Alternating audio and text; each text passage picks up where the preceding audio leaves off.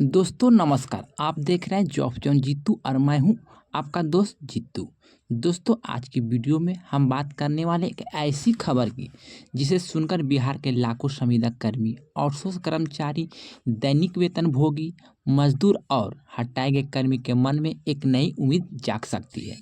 क्योंकि हाल ही में सदन के अंदर जो चर्चा हुई है उनमें से इन कर्मचारियों के भविष्य को लेकर एक नई दिशा देने का संकेत दिया गया है।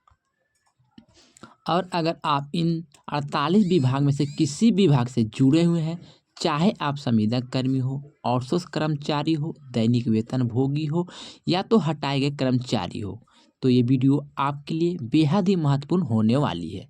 इस वीडियो में हम विस्तार से समझेंगे सदन में किन कर्मचारियों का मुद्दा उठा, सरकार ने क्या जवाब दिया, किन लोगों को मानदेय बढ़ाने की उम्मीद है और किन कर्मियों को अस्थायी करने की चर्चा चल रही है, और 1 करोड़ रोजगार योजना में किन कर्मचारियों को शामिल किया जा सकता है। तो चलिए बिना देर किए पूरी खबर को विस्तार से समझते हैं। लेकिन उससे पहले मैं आपसे छोटी सी रिक्वेस्ट करेंगे कि अगर आप लोग चैनल पर पहली बार जुड़े हैं तो चैनल को सब्सक्राइब कर लीजिएगा।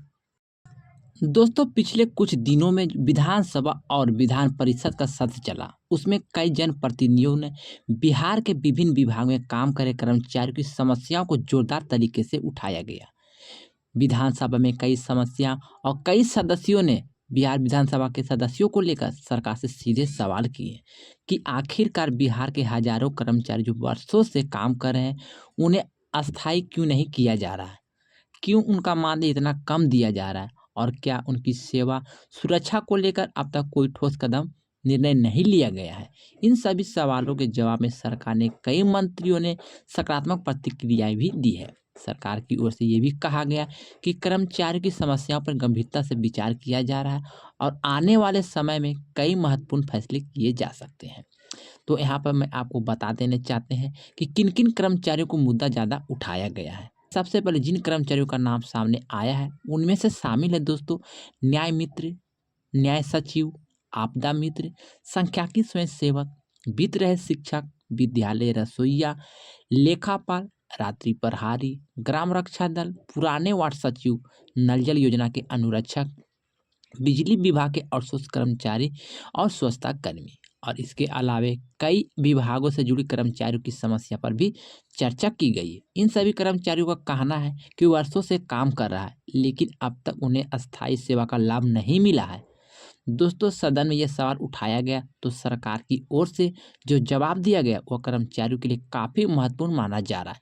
सरकार के मंत्रियों ने कहा कि इन कर्मचारियों की समस्याओं को सरकार नज़रअंदाज नहीं कर सकती, बल्कि इन मुद्दों को समीक्षा की जा रही है और जहां संभव हो वहां मानदेय बढ़ाने, सेवा समायोजन करने और अस्थायी नियुक्ति देने जैसे फैसले पर विचार किया जाएगा। सरकार का कहना है कि कर्मचारियों के अनुभव और कार्यकुशलता को ध्यान में रखते हुए भविष्य में उन्हें प्राथमिकता दी जाएगी। दोस्तों सदन में एक महत्वपूर्ण मुद्दा भी उठा।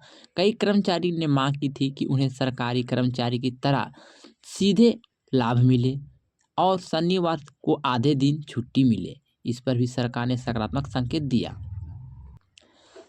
संभावना है कि आने वाले समय में कुछ विभाग में यह व्यवस्था लागू की जा सकती है।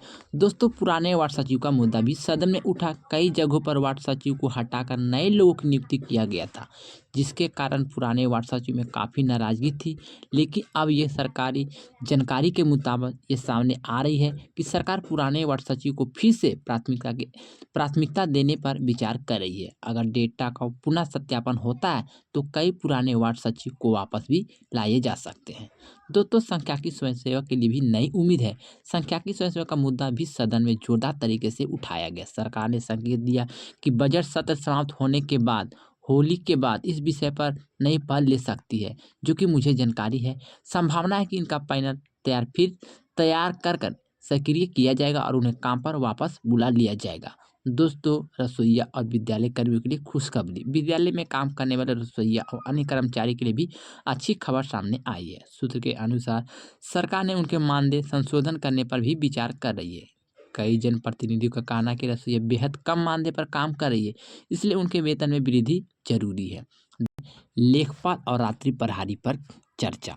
यानी कि कस्तूरबा गांधी विद्यालय में काम करने में लेखपाल व रात्रि प्रहरी का भी मुद्दा उठाया गया। इन कर्मचारियों की जिम्मेदारी काफ़ी महत्वपूर्ण होती है, लेकिन इसके बावजूद उनका मानदेय काफ़ी कम है। सरकार ने इस मुद्दे पर भी विचार करने का आश्वासन दिया। होमगार्ड जवानों को लेकर भी चर्चा। दोस्तों, होमगार्ड जवानों को लेकर भी सरकार के अंदर बहुत जोर से चर्चा चल रही है। यानी सूत्रों के अनुसार होमगार्ड जवानों के लिए कई नीति बनाई गई जा सकती है, जिनमें से मानदेय बढ़ाने, सेवा को सुरक्षा देने और अन्य सुविधाएं देने जैसे प्रावधान शामिल हो सकते हैं। 1 करोड़ रोजगार का योजना। अब बात करते हैं उस बड़ी योजना की बारे में जो सरकार बार बार चर्चा कर रही है। सरकार का लक्ष्य है कि आने वाले 5 वर्षों में बिहार में 1 करोड़ रोजगार के अवसर पैदा किए जाएंगे। यह योजना सही तरीके से लागू होती है तो इनमें से इन कर्मचारियों को भी शामिल किया जा सकता है। कई विशेषज्ञों का मानना है कि सरकार यदि चाहे तो पहले से काम करे कर्मचारियों को प्राथमिकता दे सकती है। दोस्तों, इन कर्मचारियों की सबसे बड़ी मांग 3 है, जो कि पहली सेवा समायोजन, दूसरा मानदेय वृद्धि, तीसरा है राजकर्मी का दर्जा। अगर सरकार इन तीनों मांगों पर सकारात्मक निर्णय लेती है तो लाखों कर्मचारियों के जीवन में बड़ा बदलाव आ सकता है। सरकार के सामने सबसे बड़ी चुनौती यह है कि बिहार में हजारों कर्मचारी वर्षों से अस्थायी रूप में काम कर रहे हैं।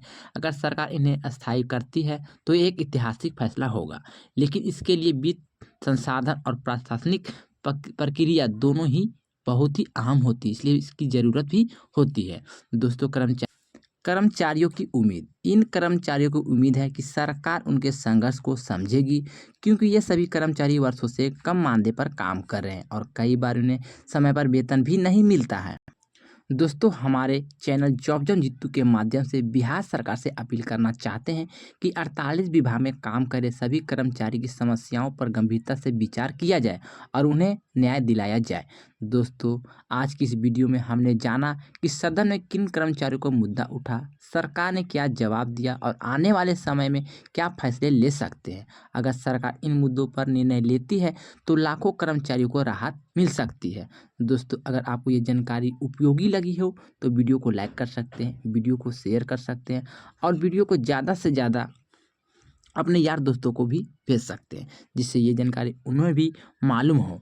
अगर आप पहली बार जॉब जॉन जीतू चैनल पर आए हैं तो चैनल को सब्सक्राइब जरूर करें, बेल वाला आइकन को दबा लें, जिससे कि भविष्य में कोई भी अपडेट, कोई भी जानकारी, कोई भी सूचना आपके विभाग से आपसे संबंधित आए, जिसकी जानकारी सबसे पहले आपको टाइम पर नोटिफिकेशन के माध्यम से प्राप्त हो। तो मैंने सारा इन्फॉर्मेशन, सारा जानकारी आपको इस वीडियो में बता दी है। जो मुझे जानकारी विश्वसनीय सूत्रों द्वारा मिला था वही जानकारी मैं आपको इस चैनल के माध्यम से बताएं। इसमें कोई भी ऑफिशियल लेटर या ऑफिशियल जानकारी नहीं दिया गया था। जो जानकारी मुझे सूत्र द्वारा मिला मैं वही जानकारी बताएं है। अगर आप लोग इसके लिए इच्छुक रखते हैं, नई नई जानकारी पाना चाहते हैं तो चैनल को सब्सक्राइब कीजिएगा। मैंने सारा इन्फॉर्मेशन बता दी है। दोस्तों, मिलते हैं इसी तरह से नई वीडियो में, नई खबर, नई सूचना, नई खबर के साथ। जब तक के लिए goodbye, thanks for watching.